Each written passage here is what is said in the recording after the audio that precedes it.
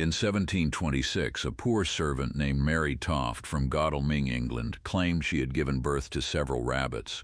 According to pamphlets and letters preserved by the University of Glasgow, news of Toft's peculiar deliveries reached the court of King George I in September 1726. A local obstetrician, John Howard, attended her and reported that she delivered animal parts including a liverless cat, rabbit heads and legs. Howard wrote to notable doctors and the king's secretary, proclaiming the miracle. The curious monarch dispatched Swiss surgeon Nathaniel Saint-André and secretary Samuel Molyneux to investigate. As crowds flocked to see Toft, she was moved to Guildford and went into labor with her 15th rabbit while Saint-André and Molyneux watched. Saint-André believed the births were genuine and took specimens back to London. Not everyone was convinced.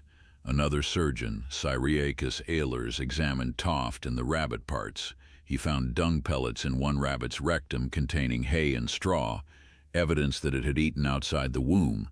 Ehlers concluded that Toft and her midwives were perpetrating a hoax. The king sent Toft to London for further observation. Under close scrutiny, she could no longer produce rabbits. Eventually, she confessed that she and her mother-in-law had inserted animal parts into her body and staged births in hopes of making money off the growing fascination with monstrosities. The affair caused scandal. Doctors who vouched for Toft, including Saint-André, were ridiculed. Satirists like William Hogarth depicted physicians chasing rabbits.